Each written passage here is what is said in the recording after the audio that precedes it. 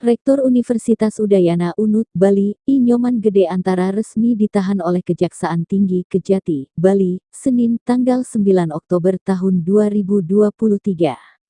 INGA yang sudah berstatus tersangka ditahan dalam kasus korupsi dana sumbangan pengembangan institusi SPI, mahasiswa baru jalur mandiri Unut.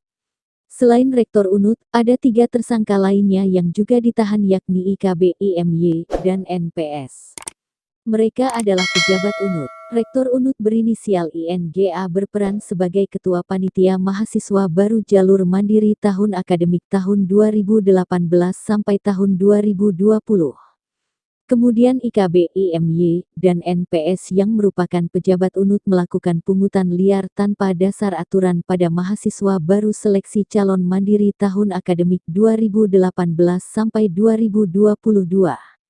Perbuatan para tersangka telah menimbulkan kerugian negara 335 miliar rupiah.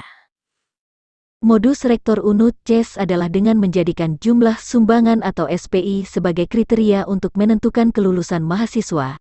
Hal itu disampaikan Kepala Seksi Penerangan Hukum Kejaksaan Tinggi Bali Putu Agus Eka, Universitas Udayana. Dikatakannya, I Nyoman Gede Antara pernah mewajibkan calon mahasiswa menentukan nominal uang pangkal sebelum mendaftar.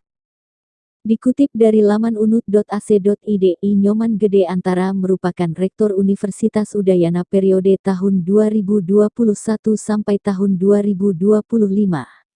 Ia dilantik pada tanggal 24 Agustus tahun 2021 oleh Menteri Pendidikan, Kebudayaan, Riset dan Teknologi, Nadiem Makarim. Upacara pelantikan I Nyoman dilaksanakan secara virtual karena pandemi COVID-19 dan pemberlakuan PPKM Jawa Bali sedang berlangsung saat itu. I Nyoman terpilih sebagai Rektor Unut periode tahun 2021 sampai tahun 2025 dalam pemilihan yang dilaksanakan dalam rapat Senat Universitas Udayana dengan perolehan 81 suara dari total 122 suara.